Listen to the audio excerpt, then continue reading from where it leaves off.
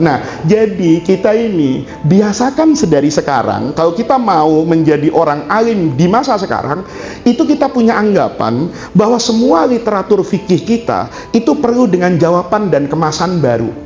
Fathul Qoribnya tetap, Fathul Mu'innya tetap, tapi dia ada thawb al-jadid, ada paradigma yang baru. Nah, ini yang saya mau masuk nih, karena kalau kepanjangan nanti jadi jam 3 kita bubar kan. Nah, ini yang kita masuk terkait dengan apa yang disebut Bitcoin ini.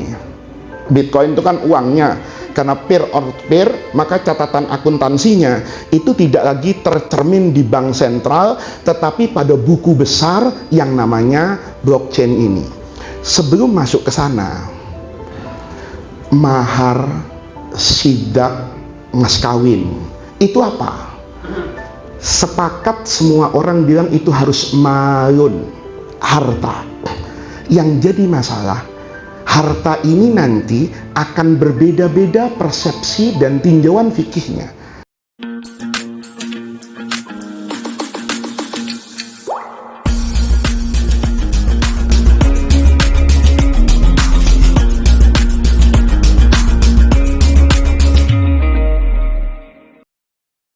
Bismillahirrahmanirrahim. Assalamualaikum warahmatullahi wabarakatuh. Waalaikumsalam warahmatullahi wabarakatuh. Bismillah, alhamdulillah, wassalatu wassalamu ala rasulillah wa ala alihi wa sahbihi wa mawalah wa la hawla wa la quwwata illa billah ma ba'du. Alhamdulillahirabbil alamin. Siang pagi hari ini kita bisa berkumpul di aula Kanwil Kementerian Agama DKI Jakarta. Yang kami hormati guru kita Al-Mukarram, Al-Muhtaram Kiai Haji Muhammad Faiz Syukron Ma'mun. Sama nih guru, sama nama tapi beda nasib. Enggak. Mantaplah fitur hayah.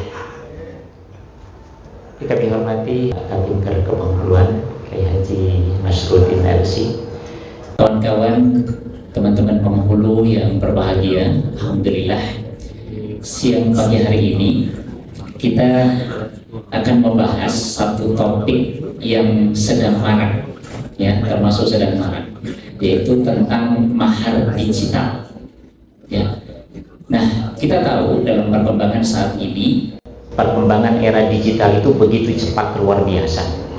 Beberapa permintaan, request dari para calon pengantin itu sudah sangat antusias untuk bagaimana memanfaatkan sarana digital ini, terutama dalam alat transaksi, alat pembayaran, untuk sebagai, ada yang bermotif ingin sensasi digunakan untuk mahar, ada yang memang keawamannya sehingga ingin menggunakan sesuatu yang unik bagi para pengantin ini. Nah, diantaranya yang kita ikuti ada di check and recheck nih, Kiai. Di antaranya beberapa artis itu ada Cupi Cupita, ya, itu artis dangdut, Kiai. Nggak kenal ya? Nanti saya dikenalin sama Kiai Nasruddin. Nah, Cupi Cupita itu kemarin dia menggunakan mahar senilai 2 Bitcoin. Oke. Ya, 2 Bitcoin. Nah, 1 Bitcoin ini itu konon, ya, di komunitasnya itu nilainya sampai 800 juta. Sehingga nilai 2 Bitcoin ini 1,6 miliar. Nah, terjadi juga di Sulawesi, itu juga menggunakan sama Bitcoin atau cryptocurrency, yaitu mata uang digital. Nah, selain mata uang digital ini, cryptocurrency, ada Bitcoin, ada juga yang berbentuk, kita tahu sering ada permintaan dari masyarakat, calon suami ingin memberikan mahar berupa dia emas dalam bentuk digital, jadi fisiknya itu tidak ada. Nah, diantara syarat sahnya jual beli emas itu kita tahu kan, ya, dan dia tidak, ya, gitu. Nah, maka apakah kemudian ketika akadnya saja itu tidak sah, batal akad jual belinya, apa mungkin untuk kemudian digunakan sebagai mahar? Di samping itu ada beberapa pengantin yang juga sering mungkin kita temui itu menggunakan saham atau bentuk reksadana. Nah, saham seperti apa yang kemudian dibolehkan digunakan untuk mahar ini. Kita tahu mahar ini adalah kewajiban suami, ya, nafkah pertama yang harus diberikan oleh seorang suami kepada istri, dan ini merupakan syarat, salah satu syarat untuk pernikahan. Nah, di antara teman-teman ini Kiai seringkali berhadapan dengan masyarakat yang menginginkan sesuatu yang unik-unik, sehingga bagaimana kemudian insya Allah pengetahuan hari ini yang akan disampaikan oleh Kiai Faiz insya Allah sangat bermanfaat untuk memberikan edukasi kepada khususnya calon pengantin ketika kemudian ingin mengajukan mahar yang aneh-aneh dalam bentuk digital itu. Nah, apakah kemudian Bitcoin, cryptocurrency ini ada mengandung unsur horor misalnya, ketidakpastian? Kita tahu Bitcoin ini ya itu adalah dia tidak memiliki nilai intrinsik. Dia itu dibuat dalam satu akun, ya, akun komunitas mereka yang itu dinamakan blockchain, ya, ada blockchain yang itu dibuat sehingga mungkin kalau serah terima mahar dengan Bitcoin ini ya hanya diberikan akunnya. Kalau kemudian passwordnya lupa maka hilang nilainya. Kalau mungkin di screenshot tersimpan di HP atau di laptop, laptopnya hilang, screenshot hilang, makanya hilang juga 1,6, bayangkan hilang. Nah, negara, ada beberapa negara, Turki, India, itu termasuk Indonesia belum mengakui. Artinya tidak menganggap bahwa ini adalah pembayaran yang besar. Bahkan ya ini ada unsur ilegal ya, karena dia internasional. Tidak ada state yang betul-betul bisa memberikan jaminan. Ya, kalau kemudian koin emas ya, kita dinar dirham itu kan ada nilai intrinsik, yaitu kandungan dinarnya, kalau enggak kandungan daripada peraknya. Tapi ini kemudian tidak ada. Nah, bagaimana kemudian hal ini?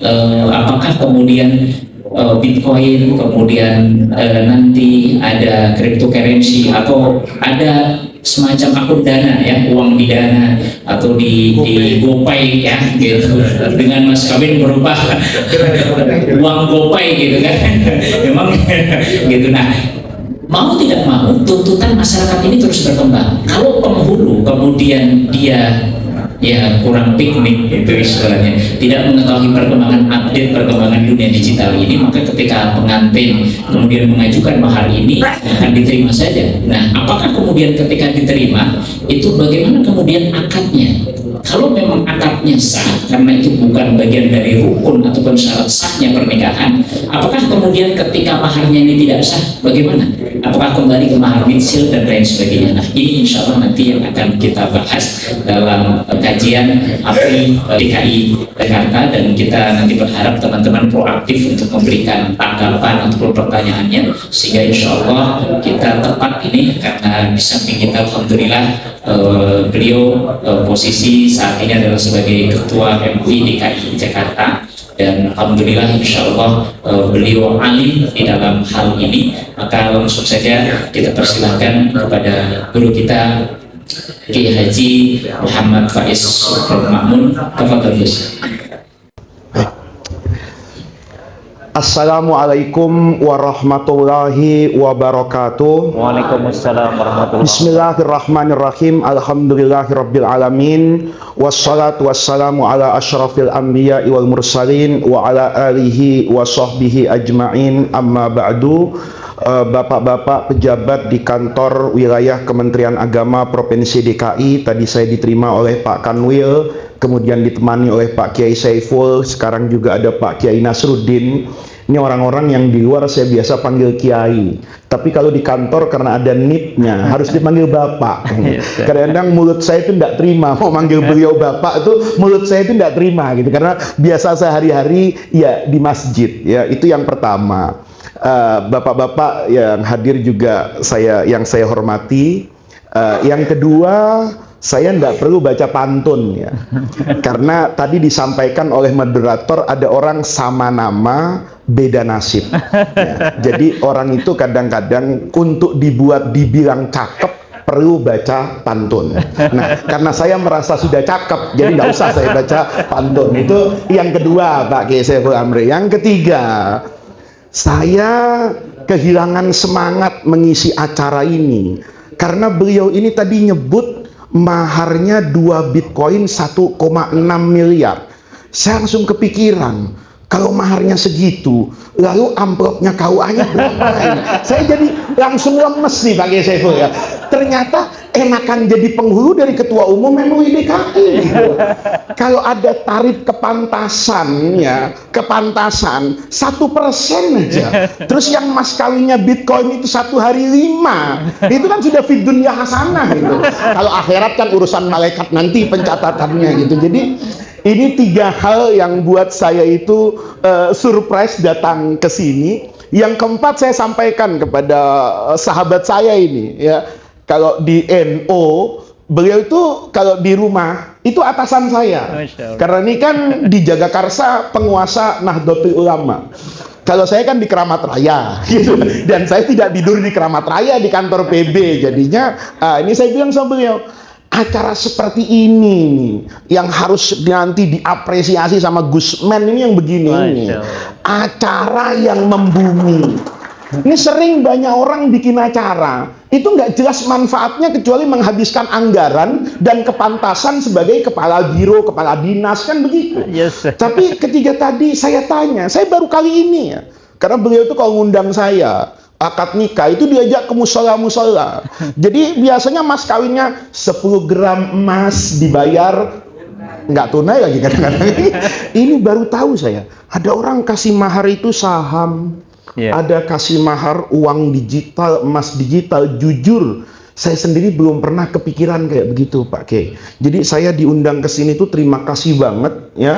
Yang pertama saya pasti dapat ilmu. Karena ketika baca surat undangan, saya surat undangan ini baru baca kemarin. Undangannya udah lama sebetulnya. Cuman saya pikir KUA tuh mungkin bicaranya jangan-jangan soal nikah siri. Gitu. Tiba-tiba semalam karena ada yang WhatsApp saya cek, saya hadir acaranya ini kan. Saya baca temanya. Oh, ini luar biasa. Nih, jadi kantor Kementerian Agama seperti inilah yang harus diapresiasi. Karena mereka selalu dekat dengan rakyat, hidup bersama dengan dinamika yang hidup di tengah-tengah masyarakat. Maka ngaji hari ini, itu temanya itu detail. Yang pertama, ada masalah, ada saya, ada bapak-bapak. Gitu kan? Nah, itu masing-masing punya peranan. Ya. Masalah itu harus kita kupas secara detail dulu. Tugas saya, kalau ngaji di pesantren dulu, itu tahdidu mahiyatit tasarrufi awil mas'alati awin nazilati al ma'rudati ala nadharil fiqhi wa tasnifuha wa wad'uha fi babiha alladhi tantami ilaihi likayyatimma at-ta'amulu ma'aha hasba takifiha wa tasnifiha. Ini pakai bahasa Arab biar bapak-bapak yakin kalau saya ketua umum MUI. Jangan sampai nanti ada ketua umum MUI itu tidak bisa baca kitab. Ya, itu ketua umum MUI yang luar biasa. Ya, luar biasa. Kalau bahasa Jawanya itu ngapusi masyarakat gitu. Kok bisa ada ulama tidak bisa baca kitab? Itu kan ulama luar biasa. Kalau ada ulama pinter baca kitab itu ulama biasa, memang biasa baca kitab gitu. Jadi itu sekedar aksesoris lah, biar yang di kiri saya itu semakin menyadari perbedaan nasib kita. Gitu. Jadi modalnya itu hanya bahasa Arab. Jadi dulu waktu ngaji di pesantren, setiap masalah itu sederhana. Kita harus takyif. Takyif itu kan dari kata-kata kaifa. Kalau ada orang datang ke KUA, kemudian menyatakan bahwa mas kawinnya adalah Bitcoin, maka kan pertanyaan yang pertama timbul, kaifa hadza? Bahasa Arab kebon jeruknya itu yajus amla ya. Gitu kan. Ini boleh atau enggak? Ini masyru' atau enggak? Ini diperkenankan atau enggak? Itu ditakyif dulu. Sehingga suratul masalah itu jelas. Ada orang tanya sama saya, Pak, apa hukumnya ikan tongkol halal? Apa hukumnya ikan tuna halal? Apa hukumnya anjing haram? Karena itu sudah ada takyif dan tasnifnya. Ikan itu halal karena kelompok binatang laut. Anjing itu haram karena kelompok binatang yang punya taring. Ini kan sederhana, nggak usah ngundang saya, orang tahu hukumnya. Tapi kan ada binatang yang nyusahin kiai. namanya anjing laut. Mau dibilang anjing di laut, mau dibilang ikan mukanya anjing, ditanya kartu keluarga nggak punya. Kalau ada kakaknya enak loh. Kamu tuh keluarga siapa sih? Bapakmu siapa? Bapak saya keturunan ikan pak, nasabnya kan gitu kan. Ibu turunan ikan, ya udah kamu ikan, selesai. Ini kan binatang nyusahin kiai itu. Kiainya juga ribut. Anjing laut ditaruh di sini, ya kan? Ikan bandeng taruh, lumba-lumba taruh. Dari mukanya kata saya, ini anjing ya Nasruddin, ini anjing ini. Katanya. Tapi kata beliau, tapi Gus, anjingnya cuma sampai lehernya doang, leher ke bawah. Ini min duni adna syakin ikan. Maka nanti saya sama beliau tuh ribut. Kata beliau, ini halal karena beliau melihat keikanannya lebih kuat daripada keanjingannya. Saya bilang haram karena keanjingannya dalam pandangan saya itu lebih kuat daripada keikanannya. Maka saya tidak boleh berfatwa, beliau tidak boleh berfatwa sebelum ditakyif dulu dan ditasnif dulu. Politik itu ribut karena nggak ditakyif dan nggak ditasnif. Padahal kalau ditanya politik kemarin itu sama masyarakat pesantren, harusnya itu pesantren adem. Nggak adem tuh karena kiainya jadi tim sukses, kan begitu kan? Sebetulnya secara ilmu adem. Ini milih-milih ini urusan apa sih? Jawaban sederhana, politik. Kalau politik itu babnya, tasnifnya itu di mana? Saya kan punya santri. Kalau sore saya tanya, kamu ngaji apa? Fathul Mu'in. Fathul Mu'in apa yang kamu kaji? Ibadah. Mungkin sholat, mungkin puasa, mungkin zakat dan seterusnya. Yang satu bilang, kalau saya ngajinya muamalah, ya mungkin jual beli, mungkin ijarah dan teman-temannya itulah. Kan di tasnifnya cuma dua. Ada ibadah, ada muamalah. Nanti di tengah-tengah itu nikah, kayak ahwal sahsiyah. Ada aspek ibadahnya, ada aspek muamalahnya. Nikah, tanda taat sama Allah, perempuan itu dinikahi ibadah. Bukunya, KUA-nya, itu muamalah. Karena kan tidak ada perintah Quran idza nakahtumul mu'minati fadhhabu ila KUA wa minta buku nikah, kan tidak ada. Nah, itu namanya muamalah.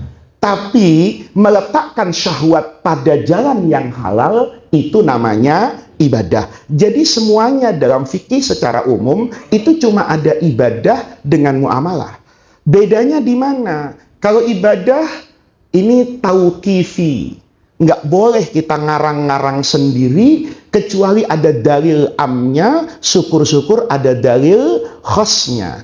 Kalau muamalah enak, al-aslu fil asya'i al-ibahah. Nah, kalau politik masuk di muamalah itu nggak ada orang ribut itu. Karena al-aslu fi Anies al-ibahah, al-aslu fi Prabowo al-ibahah, al-aslu fi Ganjar al-ibahah. Tinggal nanti Anda naikkan status mubah itu menjadi sunnah, status mubah itu menjadi wajib, itu bergantung objektivitas dan subjektivitas masing-masing yang melihat itu. Saya semalam tidur saya semalam itu jadi wajib. Kenapa? Kalau saya nggak tidur malam, maka otak saya siang ini macet. Ya, ditanya orang Bitcoin itu apa, nggak jawab itu. Ya, blockchain itu apa? Saya taunya ya blok-blok supermarket itu misalnya. Ya, wah, bisa kacau itu. Ya, ditanya soal ekonomi antara tawarruk, ini kita bicara di bank tawarruk misalnya. Otak saya kurang tidur. Yang saya tahu tawarruk itu duduk di antara dua sujud gitu loh. Nah, ini bisa kacau. Maka saya tidur malam itu hukumnya wajib. Ya, nanti itu bisa dikembangkan sama KUA. Kiai itu istrinya dua wajib apa enggak? Ya. Karena kan tidak ada hiburan yang pantas oleh dilihatkan kiai kecuali ngubek-ngubek istrinya. Ya kan? Ayo Anda lihat saya di bioskop, walaupun filmnya film baik, itu Anda ya Allah, Ustadz nonton film, berarti Ustadz nggak boleh nonton film. Ada Ustadz ke mall diomongin. Jadi kan hiburan satu-satunya apa Kiai Nasruddin? Nah, itu namanya hukum. Nah, oleh karena itu nih, ini garisnya. Supaya nanti semua teman-teman yang di KUA itu sebelum melakukan ya putusan hukum apapun, langkah inilah yang harus selalu diingat. Jangan pernah memutuskan sesuatu, jangan pernah menghakimi dan menghukumi sebelum suratul masalahnya itu wadihah. Ada masalah yang sampai hari ini itu tidak diputuskan karena memang tidak ketemu. Nggak usah jauh-jauh sampai uang elektronik ya, e-money itu yang sudah kita pakai. Ini e-money ini ada yang berfatwa haram, ada yang berfatwa halal. Tapi yang berfatwa haram itu tetap make. Karena kalau nggak make dia nggak bisa bayar tol, gitu loh. Artinya apa? Artinya ada sesuatu yang memang itu menjadi kebutuhan semua orang hari ini.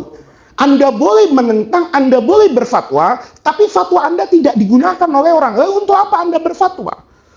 Pertanyaannya, kenapa nggak putus? Karena kita nggak bisa mendudukkan filosofinya secara sama. E-money itu oleh sebagian kelompok ulama dipahami sebagai wadiah. Kayak kita nabung di bank. Jadi nabung di bank itu, even buku tabungannya hilang, kartu ATM-nya hilang, uangnya nggak hilang. Karena ada namanya. Tinggal Anda, apalagi sekarang pakai KTP di sebagian bank, kartu ATM-nya hilang, buku tabungannya hilang, sudah nggak harus lapor polisi, Pak. Asal eKTP-nya bisa di-scan di mesin dia, itu keluar langsung kartu ATM-nya. Karena dia berbasis memang dalam bank syariah namanya wadiah, dalam bank konvensional namanya hutang. Jadi DPK itu, dana pihak ketiga, kalau saya naruh duit di bank, apakah tabungan, apakah deposito, hukum perbankan di seluruh dunia mengatakan itu hutang. Ya.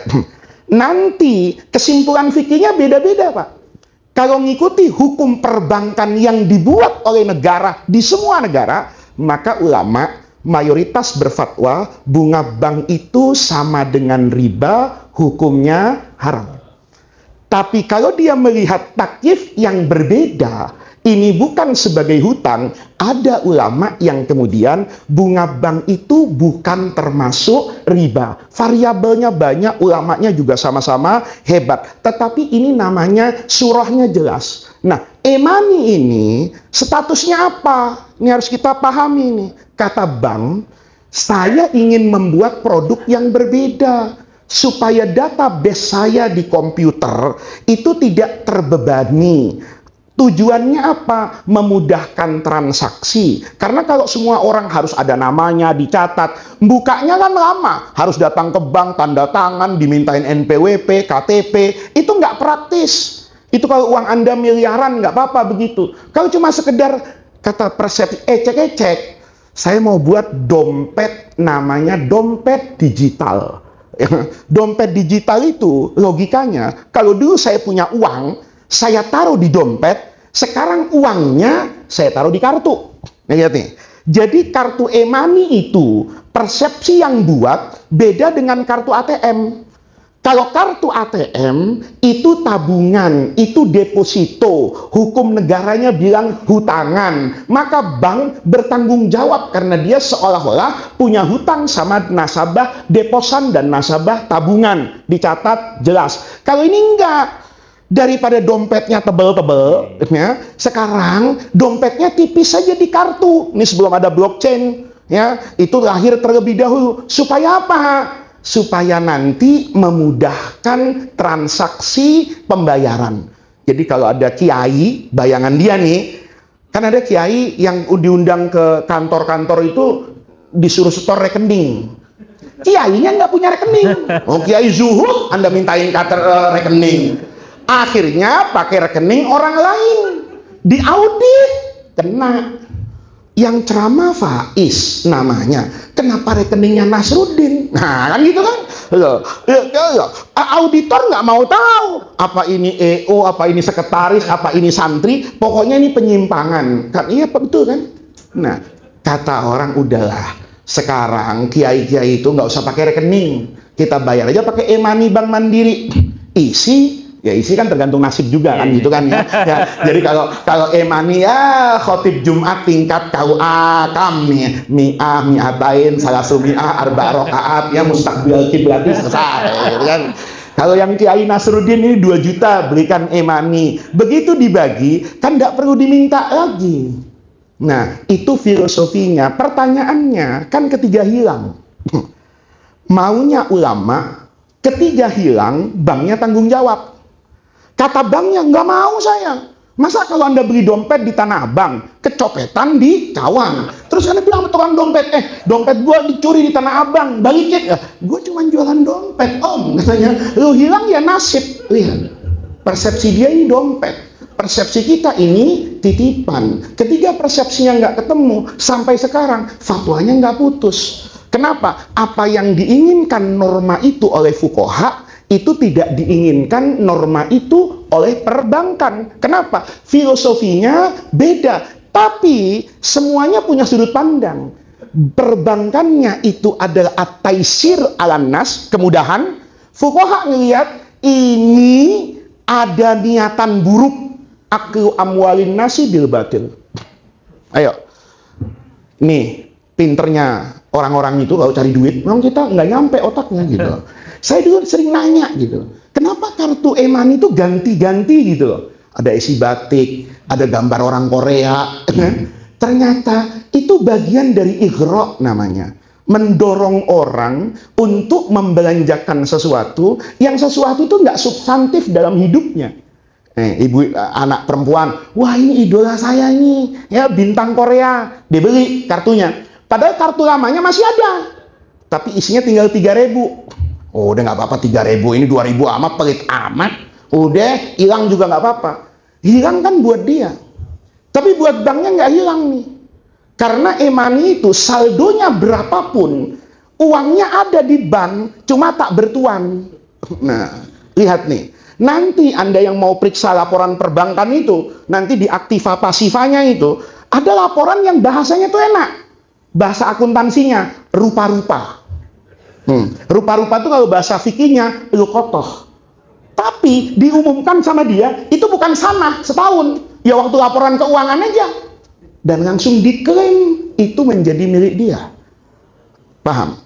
Jadi banknya untung nggak? Kalau ada kartu e-money dibuang, saldonya 2.000, yang membuang ini 2 juta orang, maka bank itu untung 2 miliar tanpa ada underlying aset apapun yang ditransaksikan. Contoh yang paling gampang, di supermarket, ya kan? Kembalian pakai permen. Tuh. Itu harus dibahas loh hukum fikihnya. Kalau kita ngelihat personal, nggak ada masalah. Apalagi suami-suami akhir zaman. Ya kan, kasirnya cakep, terus dia ngomong, aduh bapak ganteng, ini 2.000-nya permen aja ya. Pasti jawabnya, udah neng, nggak usah. Kenapa? Harga diri kan, udah disebut bapak ganteng, ya kan? Apa yang terjadi? Dia kembalikan tuh mungkin pakai permen kan.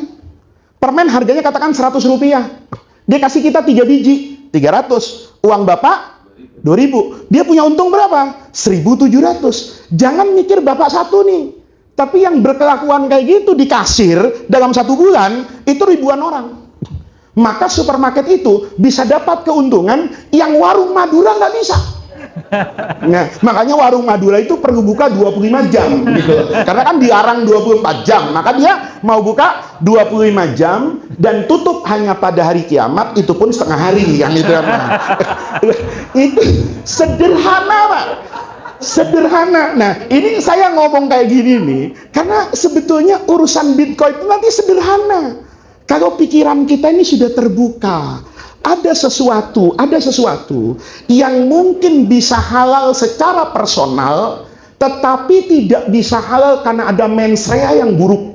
Nih, kalau saya belanja sama Kiai Nasruddin nih, terus beliau bilang, Gus, ini kembaliannya 2.000, saya nggak ada, gitu loh.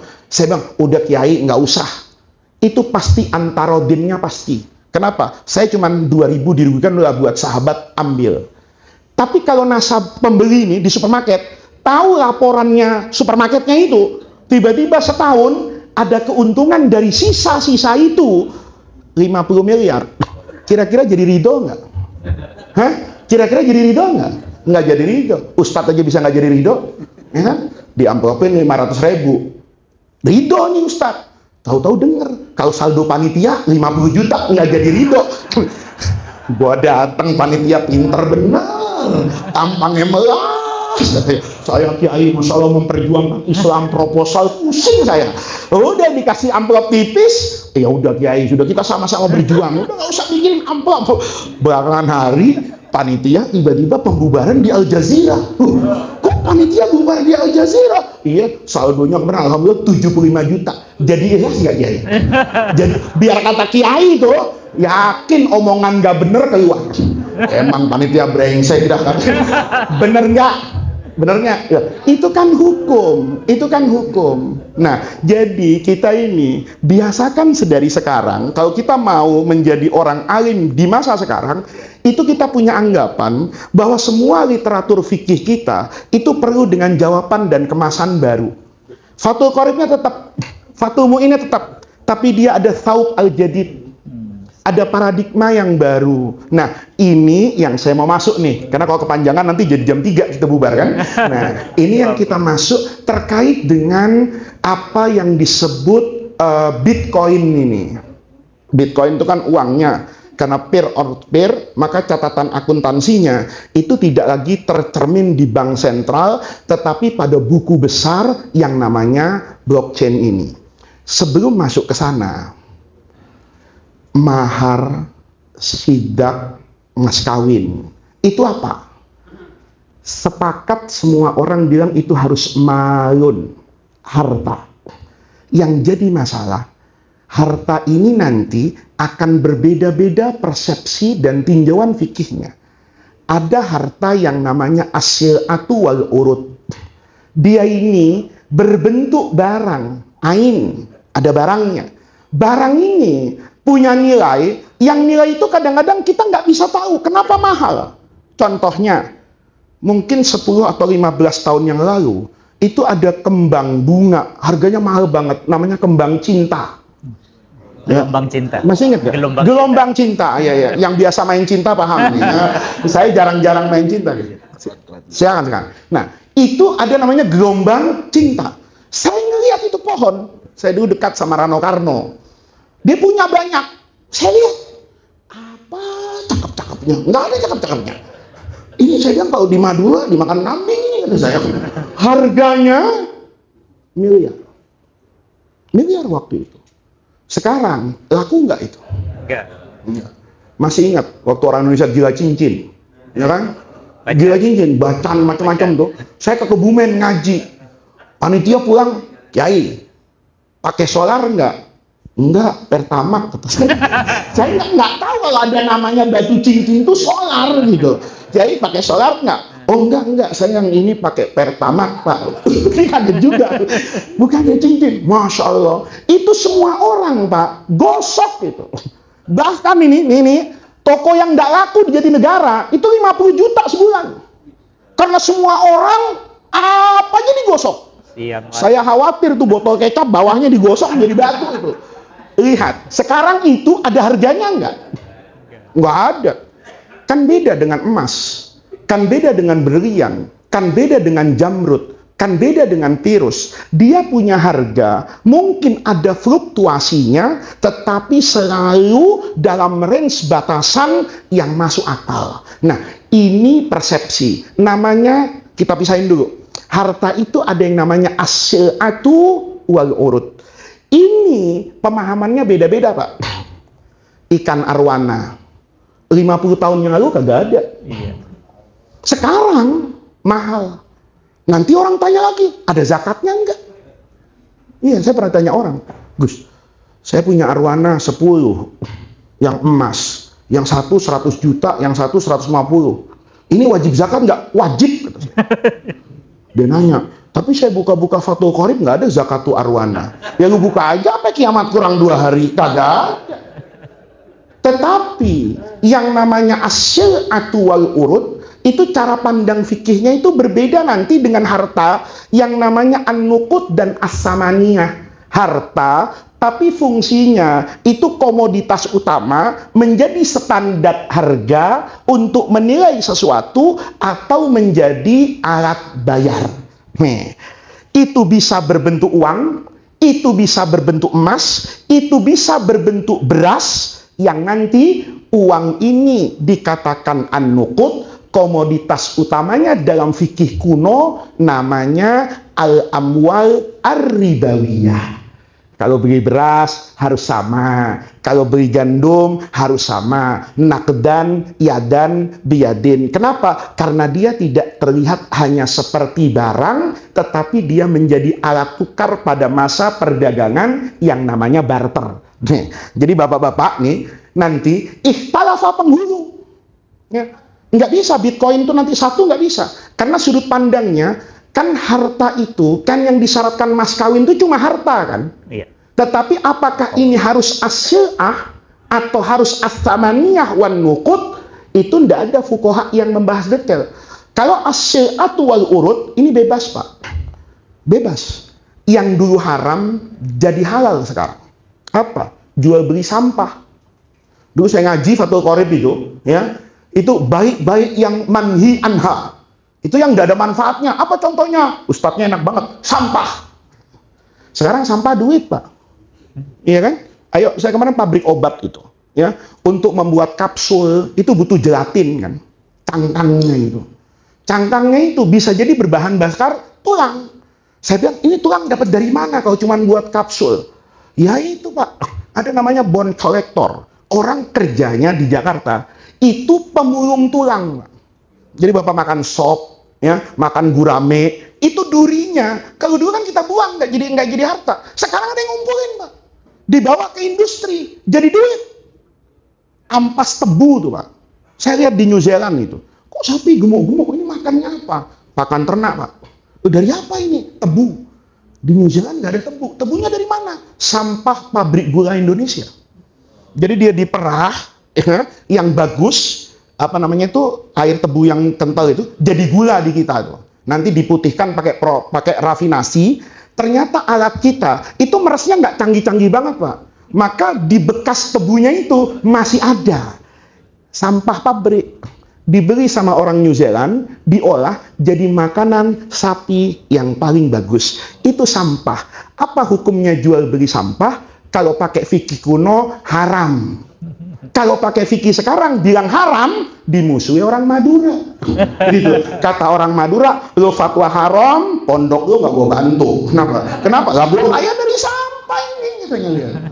Betul kan? Nah, dari situ nanti kita naik Pak ke yang namanya al-maqasid. Nanti ada yang namanya taghayyurul fatwa, bitaghayyuril azminati. Karena di sana boleh jadi substansinya beda. Saya dulu, nih, Kiai Nasruddin saksinya kemarin. Beliau itu keren Pak, ngumpulin musola-musola sama panitia zakat se-Jagakarsa. Saya diundang, datang, bukan sebagai ketua umum MUI, tapi sebagai sahabat beliau. Kalau ketua umum MUI, nanti ketua umum MUI Jakarta Selatan marah. Ini kok ladang gua dipacul sama Faiz. Kalau sebagai PBNO, PC-nya marah. Tapi saya bilang, saya nggak ada urusan sama PB sama MUI, saya sahabat beliau. Biar kata ke musola, saya datang. Lihat, ada banyak permasalahan yang boleh jadi selama ini kita jangan-jangan berdosa loh kepada Allah. Zakat misalnya, ada nggak orang sekarang mau terima zakat fitrah dalam bentuk beras? Saya tahu banyak kiai di Jakarta masih mempertahankan fatwa zakat fitrah itu harus beras. Tapi apa yang terjadi? Ada orang telepon saya, udah 15 Syawal, Gus, apa hukumnya jual zakat fitrah? Innalillahi kata saya. 15 Syawal ente mau jual? Banyak Gus, setengah truk ada kali. Emang kenapa? Saya udah nyerah baginya, sampai subuh saya nggak tidur. Terus orang miskinnya kagak mau. Emang kok tahu nggak mau? Ya orang miskin kan ada daftarnya handphone. Dia telepon, Bu Haji, Bu, ambil nih zakat fitrah buat ibu. Jawab orang miskinnya. Apaan? Beras. Berapa? 3,5 liter. Beras doang? Iya katanya. Enggak katanya. Gua kesananya aja naik angkot 10.000, beras 3,5 liter. Gua nggak sesusah itu katanya. Lu cari aja orang lebih miskin dari gua, bayangin. Itu fakta apa kenyataan? Itu fakta dan kenyataan. Itu bukan fikih yang di papan tulis. Saya boleh berdebat Imam Abu Hanifah dengan Imam Syafi'i di papan tulis. Saya cekokin mahasiswa saya bisa memenangkan fikihnya Imam Abu Hanifah, saya bisa memenangkan fikihnya Imam Syafi'i hasbal adillah. Pertanyaannya, ada manfaatnya nggak buat masyarakat? Kau cuma buat gagah-gagahan sebagai konsep di kampus, gagah-gagahan sebagai konsep di Bahsul Masail, itu sudah bukan ranah kita hari ini. Itu ranah orang yang masih di pesantren. Tapi ranah KUA, ranah penyuluh, ranah MUI, itu berani nanggung akibat fatwa. Ada kiai dengar saya ngomong kayak gini, ngasih nasihat, Gus, jangan nekat-nekat kalau menjawab ke masyarakat. Kiai, fuqaha itu harus nekat. Kalau kiai mau mengamankan surga, jangan ngajar fikih, ngajar tauhid, wujud, qidam, batin. Itu insya Allah masuk surga, nggak biduni khilaf itu sudah. Ya, tapi kalau fikih, memang fikih itu butuh keberanian, karena dia kan al-amaliyah, keseharian, dan al-muktasab. Ada logika di sana. Saya bilang, kalau kita mau pertahankan fikih ini, nanti nggak ada orang mau terima zakat fitrah. Tapi kalau dibalas pakai duit, itu kata panitia musola yang dikumpulkan sama beliau, itu pada mau. Bu, ambil zakat fitrah. Berapa? 60.000. Tungguin ya. Ntar, gue 3 jam lagi datang. 60.000. Transfer. Karena, ini kita harus ngerti nih. Ini jangan diartikan bela rezim. Itu salah. Karena tingkat kesejahteraan masyarakat itu pasti berkembang. Itu bukan karena rezim Jokowi, karena pembangunan dari zaman Bung Karno, ditambah Pak Harto, ditambah apa. Nggak ada orang sekarang di Jakarta itu nggak punya beras, tuh nggak ada. Orang miskin di Jakarta itu nggak punya beras, bukan nggak punya beras, nggak punya DP umroh, nggak bisa beli iPhone. Itu kemiskinan, Pak. Ini saya tanya kemarin, tanya Haji Nasruddin. Saya tanya itu ketua panitia zakat, kamu menentukan miskin pakai apa? Dia cerita kan, ada Pak, orang yang kita dengar miskin, saya datang ke rumahnya, saya kagak kasih zakat. Emang kenapa? Kata saya, punya motor. Semenjak kapan motor itu jadi standar kekayaan? Tukang ojek memang punya motor. Kalau nggak punya motor dia mau ngapain? Gitu saya. Iya kan? Ada yang jawab satu lagi, kami punya kebijakan Pak, semua yang punya HP Android itu nggak dikasih zakat. Ini kan separuh pinter banyak gobloknya. Semenjak kapan HP Android itu kemudian jadi standar kaya dan miskin? Saya gugah orang tadi. Itulah pentingnya Anda jadi amil dan berhak bagian dari zakat, supaya punya pulsa, bisa beli kuota, bisa buka internet. Buka data BPS. Kapan orang Indonesia itu yusamma fakirun? Kalau pemasukan sebulan nih, suami 1, istri 1, anak 1, ya. Sayangnya data BPS itu nggak menjelaskan yang istri 2 dan istri 3. Itu kesempatan KUA untuk membuat kriteria baru, ya kan? Suami 1, istri 1 dengan anak 1, kemudian belanja kebutuhan pokoknya itu tidak lebih dari 2,5 juta sebulan. Bayar listrik, air, beras, minyak, sekolah, itu nggak sampai 2,5 juta. Maka hukima alaihi bil miskin. Logik nggak? Basisnya ilmu nggak? Ilmu. Soal itu nanti dimainkan, itu dimainkan oleh politisi, bukan basis datanya. Datanya benar, tapi nanti data ini diolah dan digoreng. Nah, ini namanya Pak, kita mau melakukan kaji ulang terhadap apa yang kita hadapi. Oleh karena itu, bicara tentang Bitcoin tadi, harta itu saya udah jelasin. Kalau Bitcoin ditempelin kepada al-urud wasil'ah, dia sah sebagai mas kawin. Karena jangankan Bitcoin, kucing sah Pak. Kucing sah. Saya 10 hari yang lalu ke BSD. Jadi kakak saya itu, saya tahu kakak saya. Duitnya banyak, kata saya, kakak saya. Nggak ceramah-ceramah kayak saya, nggak kemana-mana, enak, adem di rumahnya. Tapi kayaknya duitnya kok banyak. Ternyata jual beli kucing, Pak. Saya ke rumahnya di Liliang Bogor. Saya baru tahu ada kucing harganya puluhan juta. Dan ada nasabnya, bersertifikat pula. Saya tanya, ini apa Kak Arif? Ini Scottish. Scottish apaan kata saya? Skotlandia is. Wah, berarti kakek moyangnya nih speaking English nih ya, iya kan? Walaupun sekarang kucing itu jadi paham sabaraha, iya nggak apa-apa di Bogor. Kucing itu bersertifikat Pak. Ada nilainya. Dia sama dengan harta liquid, harta cair. Bapak tahu undang-undang misalnya, bank itu kan nggak boleh menguasai harta yang non liquid. Dia hanya boleh uang dan surat berharga. Tapi sekarang ada harta, dia dulu non liquid, tapi sekarang jadi liquid cair Pak. Bapak punya mobil, ini bukan endorse, Avanza. Jualnya gampang nggak? Gampang banget. Bapak punya Avanza sekarang, Bapak jual sekarang, laku. Tapi Bapak punya tanah, nggak gampang. Punya tanah sehektar lagi, di Jakarta Selatan lagi. Waduh, itu negonya Pak, Masya Allah. Bisa berbulan-bulan, maka tidak liquid karena tidak mudah dicairkan. Tapi ada harta yang dulu non-liquid, sekarang menjadi liquid karena perubahan gaya hidup. Nah, ini kan berubah semua. Nah, kucing tadi sah nggak dijadikan mahar? Sebagai sil'ah dan mal yang mutakawam, sah. Ada kucing yang itu tapi, ya, kalau kucingnya nggak jelas nasabnya, ya enggak, gitu. Ini kucing turunannya siapa? Nggak tahu. Kayaknya teman-temannya anjing asabul kahfi, kayak nggak bisa, nggak ada harganya. Kalau ini Pak, ada sertifikatnya dari luar negeri. Asal wah ini kalau Habib itu ada Robitoh Alawiyahnya. Ini bisa ada Robitoh Skotisia ini. Ada yang dari Persia. Saya bilang ini Persia is pesek, ya kan? Tapi yang satu agak mancung.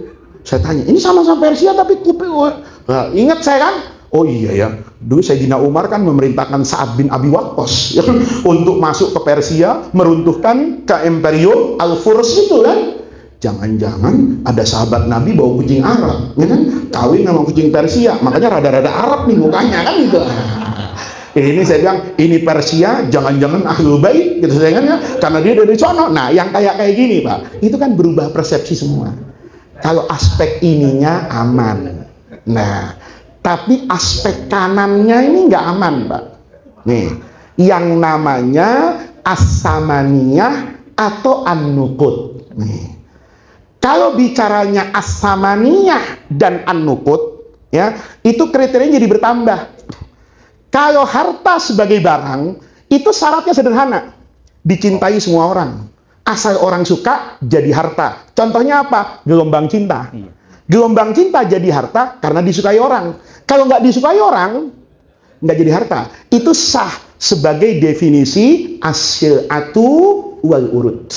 Hanya dicintai orang, digandrungi, ya, wujudnya ada, yaitulah namanya sil'ah wal urud. Ada juga bisa ada aininya, ada hukminya, sama aja. Kayak orang punya tanah, nggak kepegang tanahnya, tapi pegang sertifikatnya, kan sama aja, penguasaan secara hukum. Ini ringan, Pak. Kalau mau Bitcoin disahkan jadi mas kawin, itu syarat utamanya dia harus dipandang sebagai as-sil'atu wal urud. Yang kanan dulu nih. Ingat ya, jangan dipotong-potong nih. Ini terus, oh jadi sah jadi mas kawin. Enggak. Ya, ntar ada keputusan belakangnya. Ngaji separuh-separuh itu merusak, Pak. Ya, ntar langsung pulang. Oh udah enggak. Yang satu ini namanya as-samaniyah dan an-nuqud. Kalau ini Pak, berat syaratnya. Itu yang beliau tadi singgung awal. Apakah mengandung gharar atau tidak mengandung gharar. Ketiga, menentukan ada asaman, harga asal, ada alqimah. Ketiga, kan mobil itu ada samannya. Kalau saya beli baru, ini berapa Avanza? Oh 300 juta, itu namanya saman.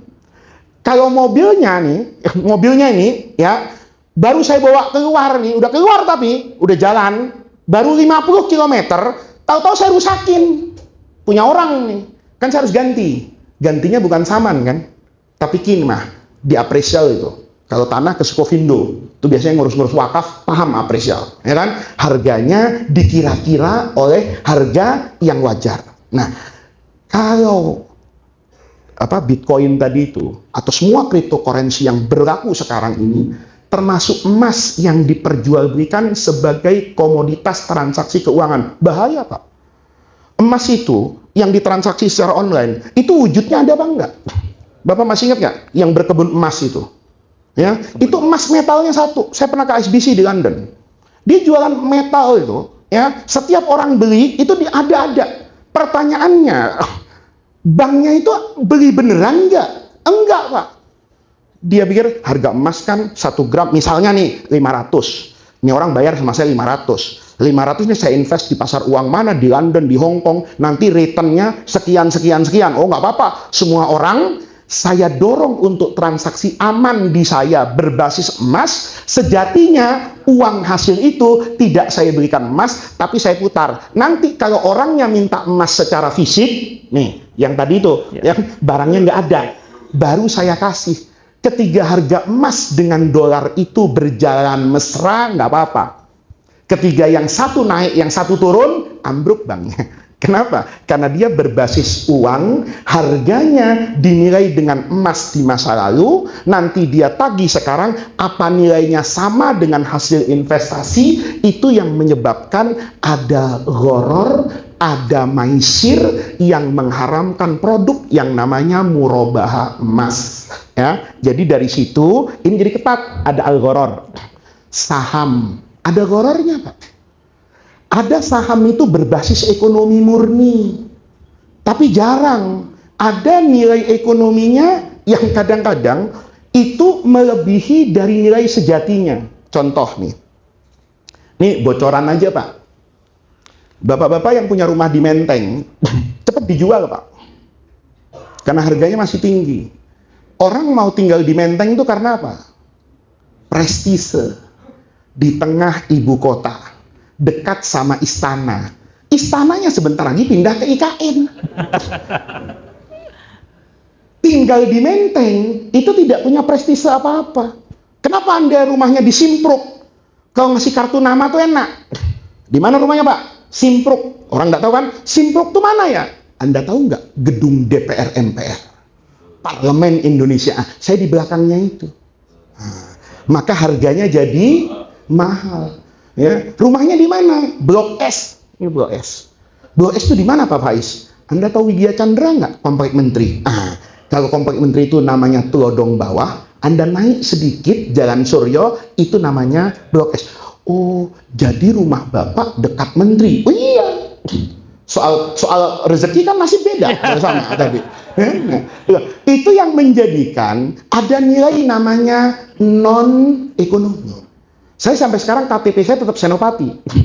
Keluarga saya udah pindah Jagakarsa semua. Ya, diurusin sama Pak Jinan, semua pindah KTP sana. Saya nggak mau. Kenapa? Nggak gagah. Begitu diundang orang BUMN, Pak Faiz, ini untuk tiket pesawatnya saya butuh KTP-nya. Saya kirim KTP Jagakarsa. Ya, kata BUMN ini sih tarifnya radhiyallahu anhu. Begitu lihat, Bapak tinggal di Senopati. Iya, KTP saya. Kan nggak bohong saya. Iya, KTP saya kan Senopati. Wah, luar biasa Pak ya. Jarang-jarang ada pemuka agama di situ. Ya jarang memang. Orang udah nggak ada, saya juga nggak di situ. Ya, saya bohong nggak? Kan nggak bohong. Tapi KTP Senopati itu berwibawa Pak. Ya, setiap saya ditanya, Pak Faiz KTP-nya Senopati, langsung diem, muka orang tuh berubah. Ya. Saya kemarin karena ketua MUI itu disuruh punya rekening Bank DKI. Ada direktur Bank DKI, ada ini. Nanti dibantu Pak Faiz KTP-nya.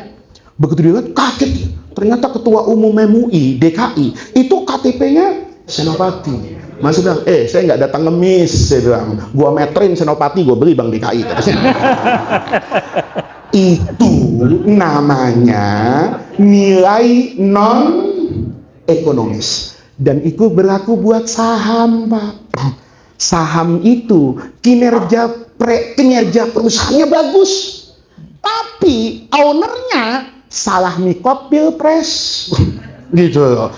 Orang udah tahu semua yang menang, oke gas, dia satset, diseset kan gitu. Sahamnya nggak prospek, lihat nih, loh, itu nilai faktual. Dulu ada perusahaan tertentu diasumsikan dekat dengan Orde Baru. Pak Harto berobat ke Jerman dulu yang didemo sama Sri Bintang Pamungkas itu tahun 88 apa tahun berapa itu kan nilai sahamnya rontok Pak, turun. Kenapa? Kalau Pak Harto jatuh, ini juga jatuh gitu. Kalau ini jatuh, habis. Padahal belum tentu jatuh dan tidak ada kaitan secara langsung. Itu namanya saham. Nah, kalau kayak gini, ini masuk unsur gharar enggak? Nah, kalau saya menyerahkan mas kawin saya, sahamnya misalnya saham perusahaan A. Nih, tahu nih jasa konstruksi, ya kan? Maka orang bilang, Masya Allah, ini keren banget anak saya dikasih sahamnya Wika, ya, Wijaya Karya sama Hutama Karya. Masya Allah, senang. Akad nikah 2017, 2019 COVID, infrastruktur megap-megap, direksinya ke pengadilan lagi sekarang, kena KPK, sahamnya anjlok. Bank digital, ya, nggak usah sebut namanya, punya pengusaha-pengusaha besar. Waktu COVID itu adalah bank masa depan, semua orang mau di sana. Sekarang sahamnya jatuh. Kenapa? Ternyata Zoom meeting itu, video call itu semu, Pak. Dia tidak bisa menggantikan substansi manusia yang khuliqal insan min alaq. Ada alaqoh. Kita meeting online. Sekarang nggak suka kan? Nggak enak ah. Ya kan? Udah offline aja. Gitu. Apalagi kalau agak luar kota, enak ada SPJ-nya. Gitu kan? Nah, kalau online hilang semua SPJ makan siang. Nggak. Akhirnya sekarang kayak gitu. Nah, artinya apa? Yang online itu semu, Pak. Gitu loh. Anda bisa lihat kan? Bukalapak sekarang kemana, ya? Yang dulu naik kan tinggal Tokopedia hari ini yang eksis. Yang lain itu mulai tergrogoti sedikit demi sedikit. Nah, yang kayak begini, apakah saham itu layak untuk kemudian dijadikan mahar? Sukuk kan dibeda-bedakan, Pak, bergantung returnnya kan. Sukuk itu kan gantinya dari bonds. Sebenarnya orang hutang dijual beli sekarang. Nih, ya, yang kayak di Amerika bangkrut itu dulu, Supreme Mortgage, itu kan dari bagusnya pemerintah Amerika. Semua orang disuruh punya rumah. Maka dulu kredit rumah itu gampang di Amerika. Teman saya orang Madura, tukang pizza, antar pizza, bukan pizzanya. Ya, 15 tahun di Madura, Pak, di Amerika, fasih bahasa Madura. Ya kan? Tuh nggak bahasa Inggris? Enggak, gue lahir di Madura, katanya. Terus, ya gue paksa orang Inggris supaya tahu bahasa Madura, katanya. 15 tahun. Dia bisa kredit rumah, Pak, dengan menjaminkan surat pekerjaannya. Apa yang terjadi? JP Morgan bilang, saya punya kredit rumah nih ke orang-orang nih. 10 tahun yang akan datang, nilainya 10 triliun. Pak Faiz beli aja sekarang deh, 5 triliun. Paham, Pak? Ini konsep do' wa ta'ajjal. Saya ambil, yaudah, wah enak dong. Saya beli 5 triliun dengan asumsi 5 tahun yang akan datang, saya jadi 10 triliun. Pertanyaannya, itu kan baik yang ghairu maqdurin ala taslimihi. Iya kalau angsurannya lancar. Kalau orang Maduranya kabur pulang ke Pamekasan. Mana orang Madura KTP-nya banyak, paspornya nggak jelas, punya kedutaan Madura di Mekah, kan gitu kan misalnya. Ini kaifa haza ini gitu loh. Nah, dengan cara itu, Pak, maka di dalam syariat itu bukan diharamkan itunya, tapi unsur maisir gharar itu diharamkan pada produk yang berbasis bonds, namanya surat hutang, dirubah jadi musyarakah pada aspek sukuk. Ketika berbasis musyarakah, maka tidak pasti untung, tidak pasti rugi. Yang kayak gini boleh nggak dijadikan mahar? Oke, contoh lagi. Bank syariah itu susah, Pak, dapat duit BUMN. Karena ada apa? Ada KPK, ada BPKP. Even Kementerian Agama Kota Jakarta nih, provinsi, naruh duit di Bank Mandiri. Kata Bank Mandiri, kamu saya kasih bunga 8%. Pak Cecep ikut gerakan hijrah. Bukan min Makkah ilal Madinah, min Bank Mandiri ila BSI. Misalnya, dipindahin ke BSI duitnya. Akadnya gimana? Pak, ini saya taruh deposito ya, Pertamina, BUMN ini, saya cuma naruh 2 minggu, Pak. Nanti 2 minggu saya tarik nih, 1 triliun. Kata Bank Mandiri, kalau 2 minggu, 100 triliun, saya kasih 8,5%. Kata BSI, ini musyarakah, Pak. Kalau untung bersama, kalau rugi bersama. Itu kepala kanwilnya, pasti masuk KPK. Pasti. Bukan soal hal haram. Kenapa? Anda bisa merugikan uang negara. Kalau BSI-nya rugi, uang negara hilang. Kalau nanti hasilnya kurang dari 8%, berarti Anda memperkaya BSI. Uang Mandiri janjikan 8,5, BSI jadi 7,5. Dipersepsikan Anda memperkaya orang lain. Pasal korupsinya kena. Nggak gampang, Pak, jadi mufti. Maka ayah kadang-kadang memang ada juga si al-hukmu yaduru ma'ujratihi, ya. Kilatan wa kasrotan. Karena memang untuk membahas fikih itu saya sampai merasa lapar kadang-kadang kan gitu. Kenapa? Ya memang berat pikiran itu. Nah, oleh karena itu Bapak-bapak, kalau sudah saya 5 menit lagi supaya ini nggak cuman Bitcoin Pak, nanti para penghulu, para kawan itu bisa lebih pintar dan lebih alim dari saya gitu. Saya kan cuma ngajarin kunci-kuncinya sama Bapak. Ya, nanti pada masa yang akan dengan produk yang sama dengan ini, Bapak tinggal cari padanannya dalam fikih, dan itu Bapak akan memenangi zaman.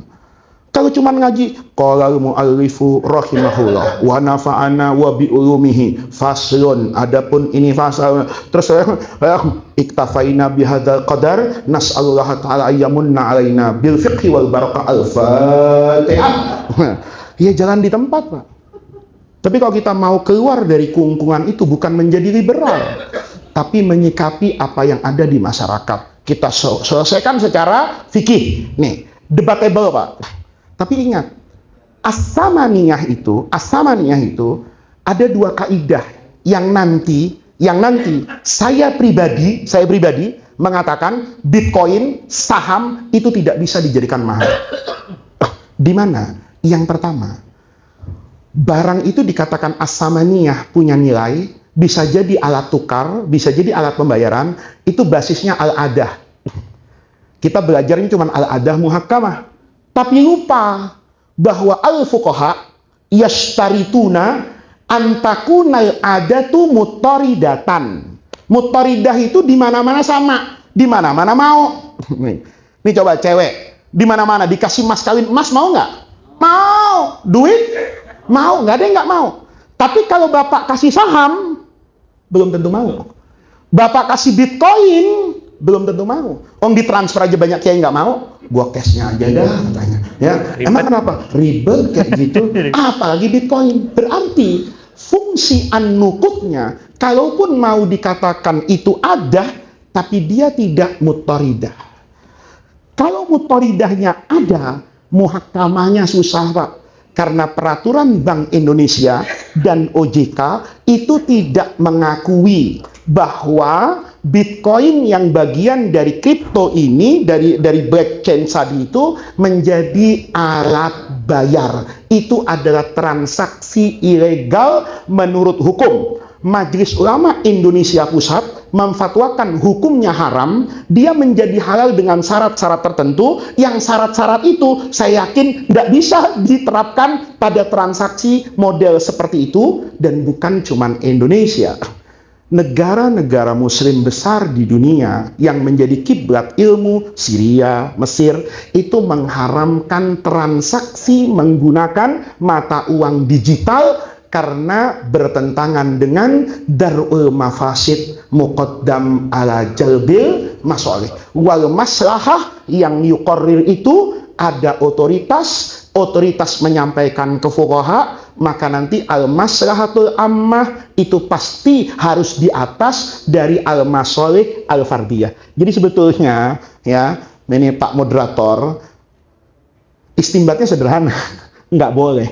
Tapi saya tadi hanya ingin mengatakan masuk nggak bolehnya itu dari mana? Dari perspektif yang terbuka. Maka harapannya tentu dari saya, dan Bapak kan boleh ikut saya, kecuali nanti kalau pemerintah bilang, ya Kementerian Agama minta fatwa, Kanwil kepada MUI DKI, Kemenak kepada pusat, Bapak ada fatwanya boleh. Tapi sebatas hari ini saya menyampaikan subjektivitas pandangan pribadi saya, tidak mendukung semua mata uang digital atau sesuatu yang memiliki resiko pasar seperti saham, seperti sukuk untuk dijadikan mas kawin. Dalil yang paling kuat apa? Firman Allah, wa atun nisaa saduqatihinna nihlatan. Nihlah itu ada penghormatan, ada. Loh, kalau orang jadi ruwet, Pak, ini Bitcoin saya kok jadi tidak laku. Apa itu nihlatan? Itu kan mengecewakan. Ya kemarin 2 miliar, ya kan? Apa sekarang nilainya sama? Kira-kira kalau istrinya tahu gini, aku dihapusi sampai muncul. Ya, repot kok kayak gitu. Itu keluar dari nihlatan. Jadi filosofinya utuh. Ya, itu yang mungkin bisa saya sampaikan. Mudah-mudahan ada manfaatnya. Wallahul muwaffiq ila aqwamit thoriq. Wassalamualaikum warahmatullahi wabarakatuh.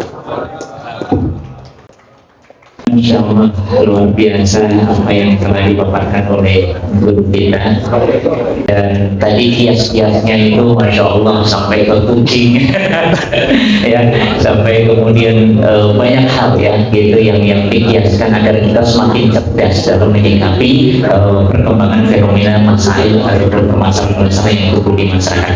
Baik, tadi yang mungkin belum terjawab terkait nanti sekalian Gus, ketika ternyata sudah terjadi ya kan, sudah terjadi akad dengan Bitcoin itu ya, seperti apa dampak hukum keabsahan daripada pernikahannya. Tapi nanti itu sekaligus dijawab dengan teman-teman yang akan mengajukan pertanyaan. Baik, kita akan buka satu termin untuk 3 orang bertanya. Silakan untuk menunjuk jari.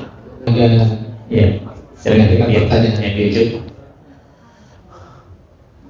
Silakan berdiri, sebutkan nama dan asalnya dari Pablo Koma.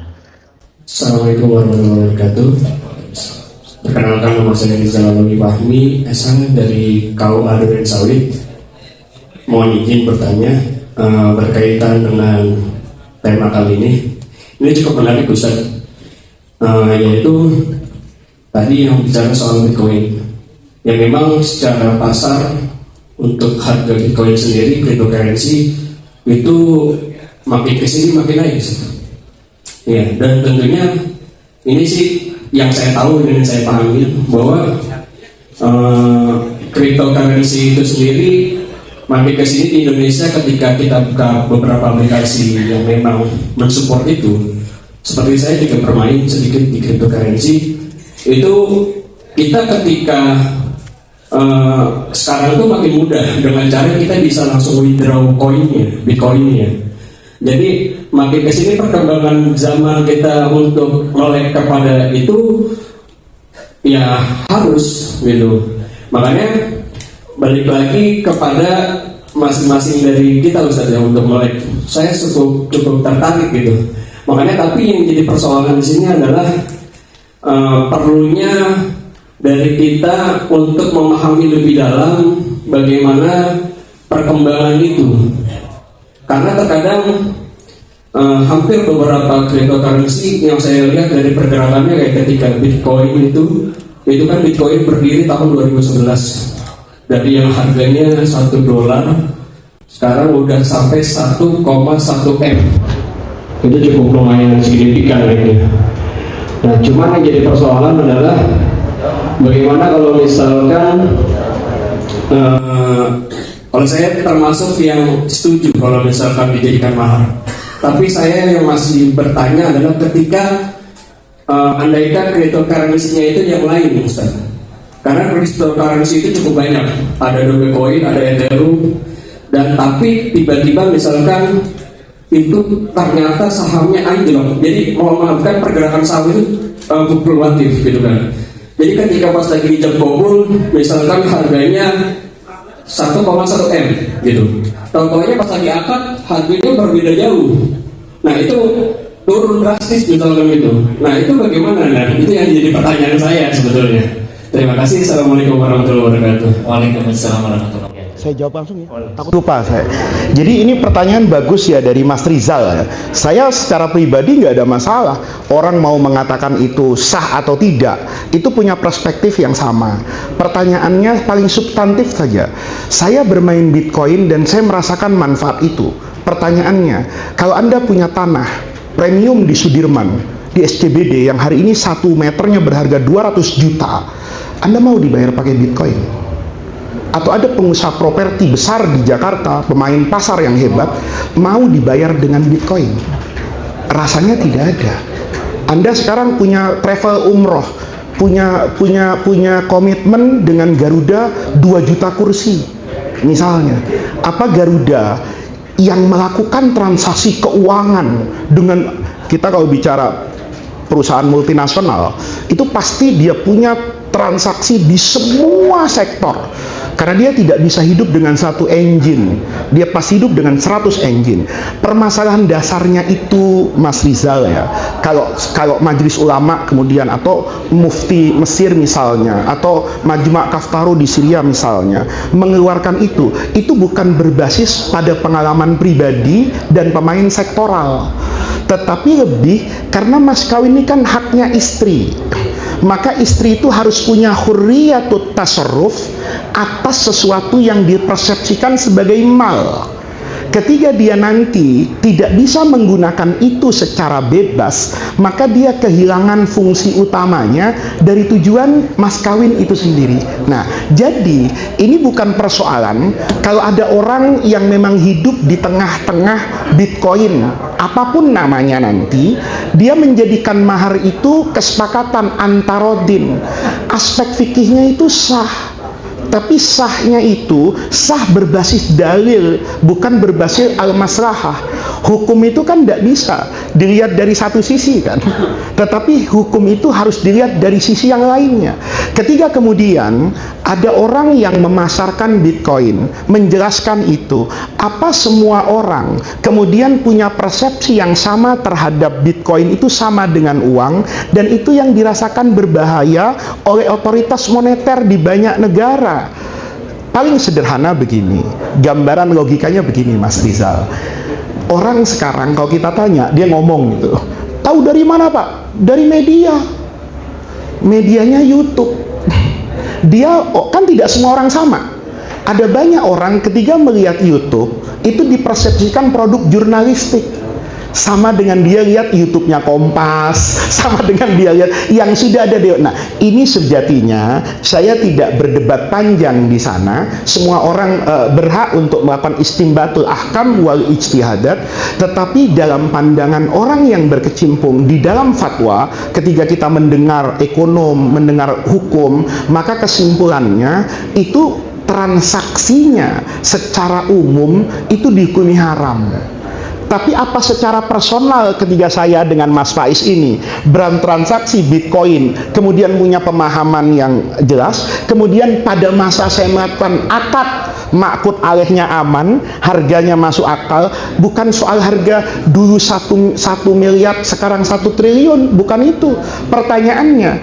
Apakah saya kalau diberi tawaran sama orang, Pak Faiz mau saya kasih emas 1 kilo apa Bitcoin 1 triliun? Jangan dipaksakan, oh Pak Faiz ini karena tidak ikut dengan perkembangan zaman. Oh enggak, saya bukan soal perkembangan zaman, tapi saya memiliki resiko pasar. Apakah Bitcoin ini nanti bisa saya jadikan jaminan, bisa saya sementara uang yang resmi itu, senakal-nakalnya pemerintah, itu kan tetap ada aturan mencetak uang, mencetak ini. Jadi itu sebetulnya. Jadi kalau misalnya ada orang berfatwa bahwa transaksi Bitcoin itu halal, secara pribadi mungkin tidak ada orang yang bertanya terlalu dalam, itu ijtihadi kayak tadi anjing laut. Tetapi ketika itu berbentuk otoritas, itu berbahaya. Kalau dia sah dijadikan mas kawin, maka dia harus sah dijadikan saman, maka dia harus sah dijadikan kimah.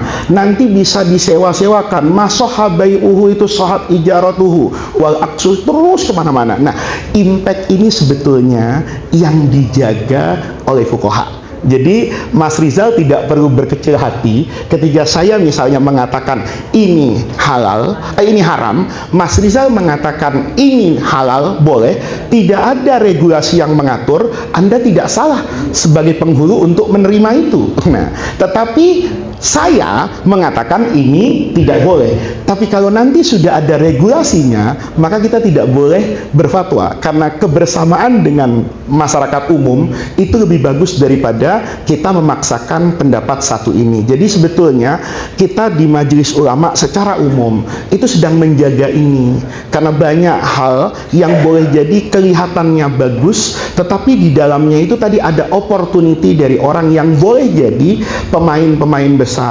Hari ini kenapa fintech kita musuhin? Kita tidak memusuhin pada peer-to-peernya gitu. Tapi sekarang fintech dan pinjol itu menjadi terorisme baru buat kehidupan masyarakat. Ketika ada satu pihak judi online mudah, kehabisan uang pakai pinjaman online, selesai bangsa ini. Jadi ketika kita mengatakan pinjaman online itu sebaiknya gitu ya, ditiadakan, itu bukan persoalan teori ekonomi kredit pembiayaan, tapi pada memagiri orang-orang yang seharusnya tidak mendapatkan kredit dan pembiayaan memiliki akses yang mudah dengan sana, karena nanti mafsadah jamaiyahnya itu lebih banyak dari masalah fardiyahnya. Itu yang saya jawab, Mas. Baik. Alhamdulillah ya. Jadi kemudian kita pertimbangan tadi yang disampaikan bahwa aspek perlindungan terhadap istri ya, untuk menerima hak-haknya secara baik. Kalau kemudian ya sampai sekarang cryptocurrency Bitcoin itu untuk alat pembayaran ekspor impor juga tidak bisa gitu. Jadi ketika kemudian itu diuangkan, kemudian akan fluktuatifnya ini banyak masalah yang nanti tidak didapatkan oleh seorang istri. Nah, ada satu poin, kalau seandainya memaksa, kenapa kemudian nggak dicairkan saja dulu, gitu kan? Misalnya 800 juta gitu, ya, gitu, 800 juta, udah diuangkan aja dulu. Mas kawin 800 juta. Masalah kemudian istri nanti mau berinvestasi ke Bitcoin, itu hak istri. Mungkin itu solusi yang bisa dicerahkan oleh para penghulu agar bisa menjaga keabsahan daripada akad. Memang yang namanya Faiz itu hebat, bisa melakukan dua ijtihad yang sama ya. Keren. Itu benar, itu benar banget ya. Silakan. Assalamualaikum warahmatullahi wabarakatuh. Waalaikumsalam. Terima kasih buat waktunya. Yang saya hormati Pak Kiai Faiz. Saya tadi sudah menangkap closing statement tadi ya, yang mengatakan bahwa memang kripto itu kan haram dan itu inline dengan fatwa DSN MUI Pusat dan Otoritas Moneter Bank Indonesia dan pemerintah Indonesia gitu ya. Kan maksud saya ini kan perlu dirinci. Uang digital itu kan banyak gitu kan. Salah satunya kripto kan. Harus dijelaskan maksud saya itu yang haram yang mana, yang bukan yang mana. Karena kan kita punya namanya ada kartu kredit, ada uang digital yang pakai e-money itu, e-wallet itu ya, UPUS, GoPay, macam-macam itulah. Itu semuanya kan legal, fatwanya ada dan boleh gitu. Kenapa kok nggak boleh kalau Bitcoin itu kan? Karena saya lihat argumentasinya itu, konsiderannya itu kan dikatakan bahwa dia nggak punya underlying aset. Kan kita ini kan yang kita transaksikan kan barang. Uang itu hanya medium of exchange, alat tukar saja. Kita ini kalau punya uang banyak, barang nggak ada kan ya buat apa? Nggak ada nilainya gitu kan. Jadi kalau uang itu bernilai ketika dia ada barang. Kan sesungguhnya yang kita transaksikan kan yang kita akan barang. Betul. Makanya itu kenapa kok dinar itu bisa kita anggap legal, karena dia nilai matawi intrinsik dengan nilai sesuai. Tapi kalau kertas kan nggak intrinsik. Kertas itu 100.000, yang merah itu kan sesungguhnya cuma 5.000. 2.000 kertasnya, 1.000 itu adalah warnanya, 1.000 pengamannya. Tapi kita dipaksa mengajukan 100.000. Itu kan ilusif, nggak intrinsik. Nah, dinar itu intrinsik. Nah, kalau Bitcoin itu nggak punya underlying aset. Kalau kita miliki, apa yang kita miliki nggak ada gitu. Itu kenapa MUI mengharamkan itu. Nah, jadi saya kira mungkin kalau kita mau dikaji harus lebih di breakdown mana yang haram, mana yang halal. Kalau digital saja itu kan masih sangat umum, tapi Bitcoin memang sudah jelas, sudah clear, memang haram itu kan. Nah, nanti mungkin kajiannya harus lebih rinci. Jadi antara digital, elektronik dan kripto harus dibedakan, biar kita ini nanti nggak bingung juga di masyarakat. Saya kira terima kasih. Assalamualaikum warahmatullahi wabarakatuh. Saya boleh usul nanti bikin pengajiannya undang OJK, Pak. Kalau kemarin nanti saya bisa bantu ke teman-teman di otoritas ya, supaya memberi pencerahan ya. Pencerahan tuh dari banyak aspek tadi yang Bapak katakan tuh betul ya. Jadi sementara ini kita membatasinya secara sederhana sebagai penghulu. Kalau uangnya ada hanya transaksi model digital kayak yang Bapak sebut tadi, misalnya e-money, itu kan uangnya ada, atau OVO atau apapun, itu kan uangnya ada, bukan uang baru yang di luar. Karena kan kita lihat OVO, Dana kan sedangkan saldonya rupiah gitu loh Pak ya. Itu saya pikir aman dari aspek itu. Nah mungkin kita tidak punya waktu yang cukup panjang untuk mendiskusikan ini, tapi nggak ada salahnya gitu loh, supaya nanti teman-teman KUA ini juga naik harganya kan sering orang kadang berfatwa itu tapi dia sendiri belum mendapatkan penjelasan yang pasti. Maka mungkin dari aspek ini nggak ada salahnya diusulkan nanti pada bulan yang akan datang itu ngaji tentang itu, sehingga orang tuh mengerti apa itu saham, apa itu misalnya transaksi yang berbasis kayak online itu pakarnya ada, pelakunya ada, dan mungkin minta pencerahan juga boleh kan, undang aja tuh komutnya BSI itu Pak Diwarman Karim ya, itu suruh kerjasama BSI dengan Kementerian Agama ya, memberi pencerahan berseri kepada semua KUA ya, supaya acaranya meriah. Tempatnya jangan di sini gitu ya, tempatnya di mana yang ada SPG-nya lah, di BSD di mana gitu. Tapi penting loh supaya nanti ketika ada berdebat gitu kan bapak-bapak punya senjata dan peluru yang sama. Kalau sebatas ini kan hanya dari luarnya baru aspek horor, aspek maslahat, tapi secara substansi yang dimusuhi oleh otoritas keuangan itu apa? Itu perlu mendengar, karena apa yang kita tahu dari kemaslahatan itu mungkin tidak sedalam maslahat yang ingin dicapai oleh Bank Indonesia misalnya. Jadi saya usul nih Pak Kiai Nasruddin ya, untuk teman-teman KUA itu nanti pemantapannya seperti itu, karena nanti kan ada turunan juga penting tuh. Kalau ada orang minta fatwa waris ya kan, ada orang bertanya zakat Bitcoin gitu kan misalnya, dan sebagainya gitu kan. Nah itu saya pikir ada baiknya lah Kementerian Agama, dan memang itu garda terdepan di masyarakat yang akan bertanya. Mungkin ini baru penghulu kan, belum penyuluh Pak. Mungkin juga menghadapi persoalan yang sama, dan perlu ada peningkatan pengetahuan dari otoritas yang memang mampu untuk itu. Jadi kalau saya itu hanya memberikan persepsi apa yang sekilas saja ujungnya tadi Pak, tapi daleman seperti apa tentu saya tidak kuasai kan. Yang saya kuasai itu informasi dari otoritas yang ada, sehingga fatwa itu kemudian berbunyi sekian. Kayak dulu kita misalnya, saya orang yang berfatwa kepiting itu haram Pak dulu. Nah, setelah sekolah di IPB dengan profesor-profesor kepiting, saya baru tahu kalau kepiting itu binatang air. Dulu mengharamkan, sekarang doyan. Nah, gitu. Kenapa ya tagayyar? Karena mendengar dari otoritas. Ya, ketiga untuk menyikapi ini binatang darat, binatang air kan bukan kiai. Yang menyikapi ini kan ahlinya. Nanti kiai tinggal menyimpulkan dari itu ya, pakai masker itu wajib atau enggak kan sebenarnya bukan kiai. Dokter dulu ngomong manfaatnya apa, bahayanya apa. Nah di situ. Oke. Baik, pernyataan terakhir. Iya. Terakhir ya. Mau dur, nggak terasa, tapi ngaji gini enak karena dihadapi masyarakat kan. Iya, masalahnya yang aktual. Assalamualaikum warahmatullahi wabarakatuh. Alhamdulillah kita sudah mendapatkan pencerahan dari Pak Kiai Faiz, juga MC-nya juga Pak Faiz juga.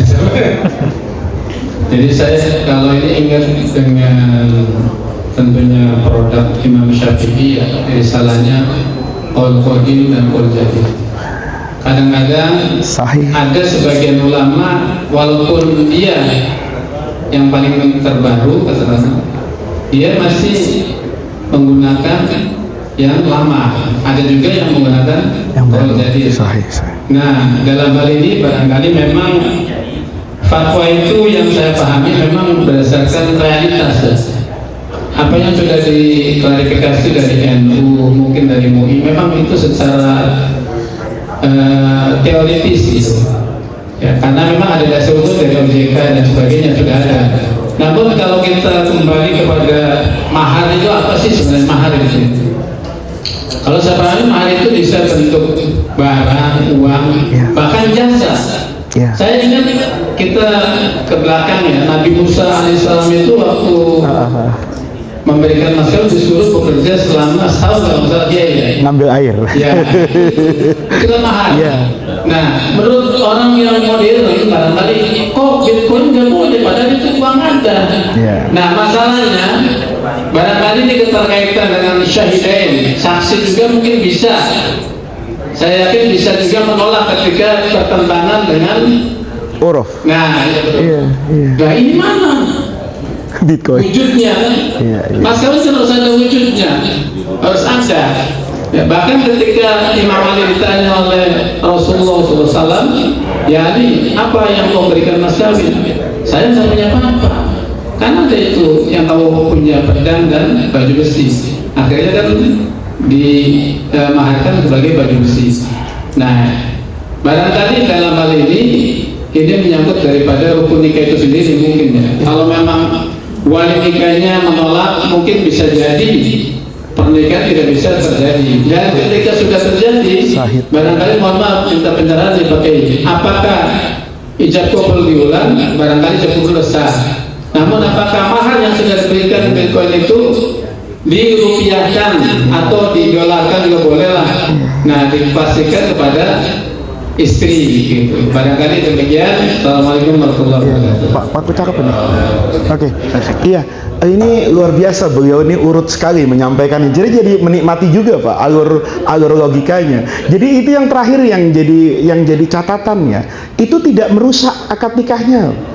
Jadi mahar yang itu ya kan yang seperti Bitcoin ini itu nggak ada loh urusan dipersepsikan nanti batal akadnya, enggak. Karena bukan rukun. Karena iya, dia kan wajib diberikan kan gitu kan. Nah, seperti tadi saksi kan misalnya, ini sah atau tidak sah, itu kan pada akdun nikah dengan mahar tadi. Kalau saksinya punya persepsi seperti Mas Rizal tadi, ya beres gitu loh kan.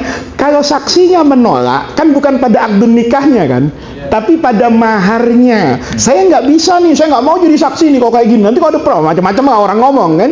Ya itu kan selesai, tinggal fikih saja.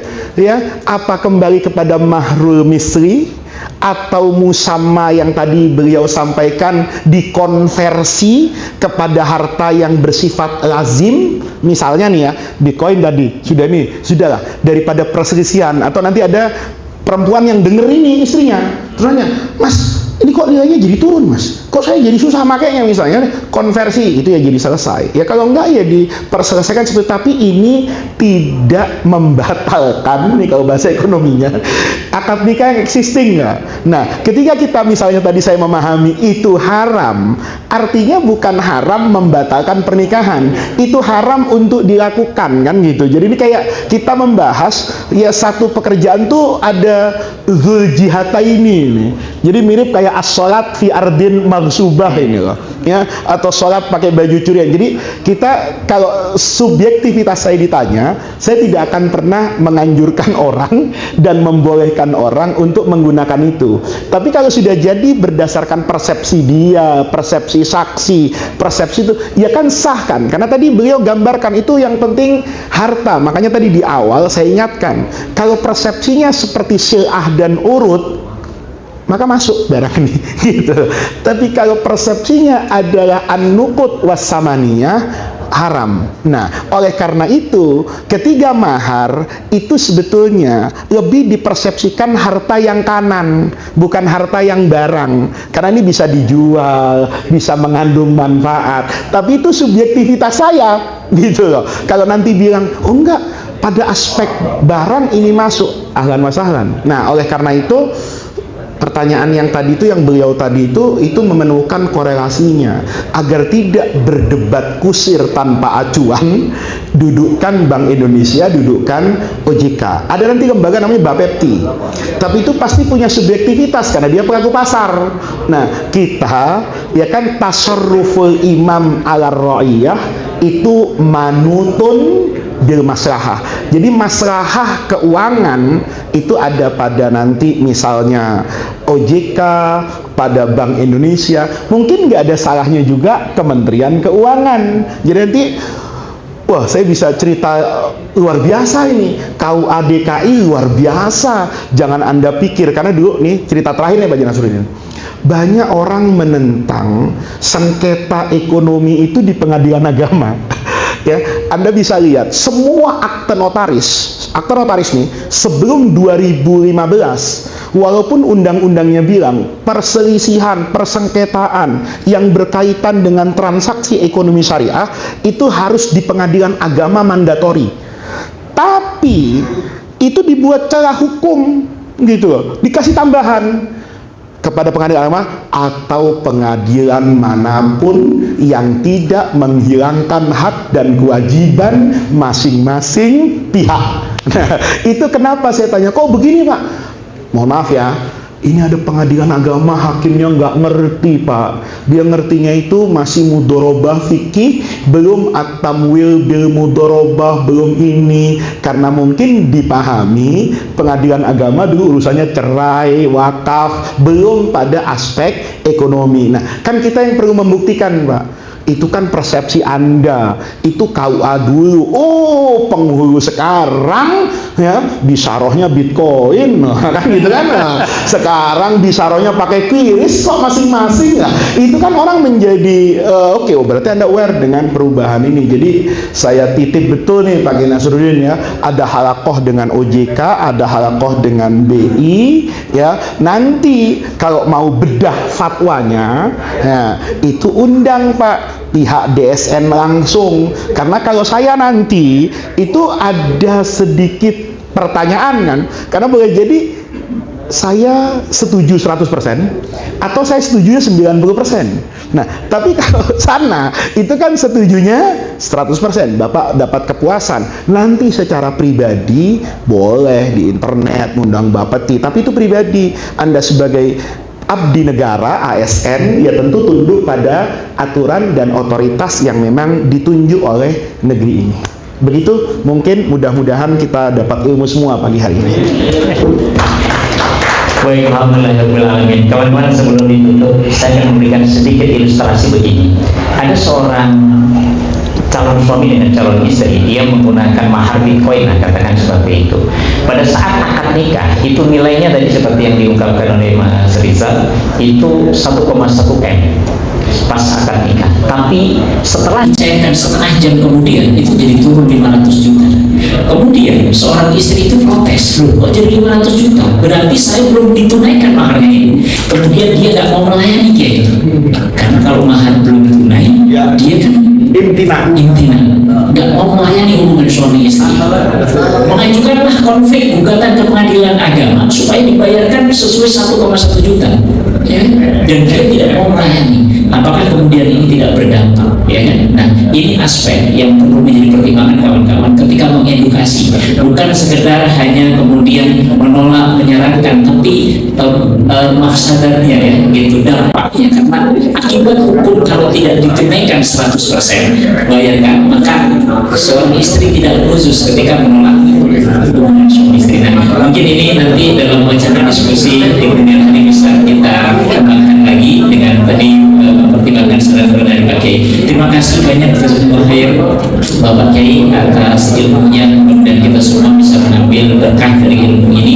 Mari sama-sama kita tutup majelis ini dengan doa kafaratul majelis. Subhanallah wa bihamdihi asyhadu an la ilaha illa anta astaghfiruka wa atubu ilaik. Wa'afu minkum wallahu muwaffiq lil thoriq. Assalamualaikum warahmatullahi wabarakatuh. Kita nggak banyak Pak Kiai.